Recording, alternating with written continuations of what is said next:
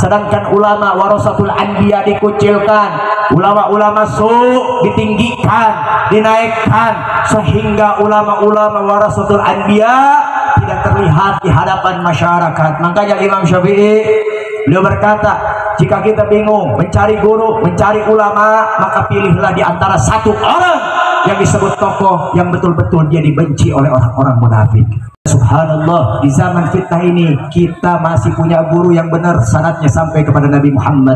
Dengan acara semacam ini sudah membuktikan bahwasannya tokoh-tokoh di sini berada tepat di jalannya Nabi Muhammad Sallallahu Alaihi Wasallam. Namun ada gambaran sedikit dari Imam Syafi'i. Kalau kita sudah bingung melihat akhir zaman begitu banyak fitnah, bingung kita mau nyari ulama seperti apa. Kenapa? Karena hari ini banyak yang berkodok ulama, sedangkan ulama warasatul anbiya dikucilkan, ulama-ulama ditinggikan, dinaikkan, sehingga ulama-ulama warasatul anbiya tidak terlihat di hadapan masyarakat. Makanya Imam Syafi'i beliau berkata, jika kita bingung mencari guru, mencari ulama, maka pilihlah di antara satu orang yang disebut tokoh yang betul-betul dia dibenci oleh orang-orang munafik. Satu tokoh yang paling betul-betul tidak pernah punya hubungan baik dengan orang munafik. Jadi maksudnya ada di sini saya sampaikan, arti dari tidak punya hubungan baik dengan orang munafik itu bukan orang kafir ini, bukan. Artinya dengan orang yang memusuhi Islam sendiri. Artinya orang munafik man yudharul Islam wa yudmarul kufur, yang ngakunya Islam hatinya kafir. Cari ulama yang paling dibenci oleh mereka. Dan alhamdulillah kita di Indonesia punya beliau. Dan satu mufti yang ada di Mesir, satu ulama besar di Mesir, beliau pernah mengatakan kepada murid-murid yang ada di Indonesia, apa kata mufti Mesir?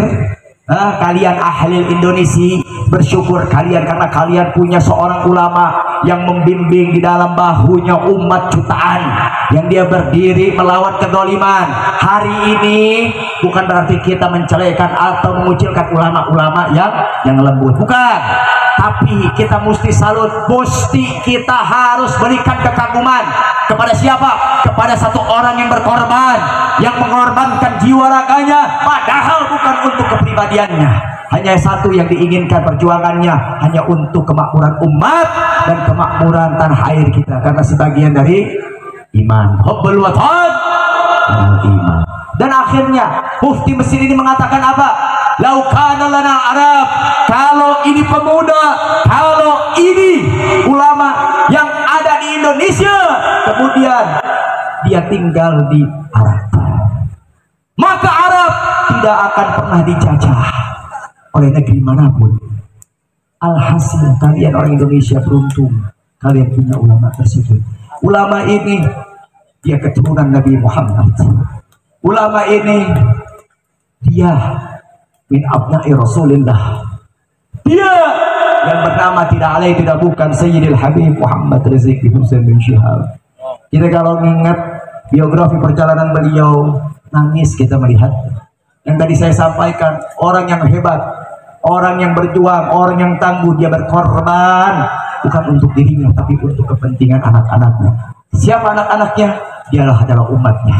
Dialah adalah umat ahli Indonesia, negara, bangsa. Dengan adanya orang-orang yang takut sama beliau sudah satu menandakan bahwasannya beliau ini orang yang paling ditakuti oleh munafik, dan juga yang paling ditakuti oleh kaum zalimin. Nangis kita kalau misalkan menceritakan tentang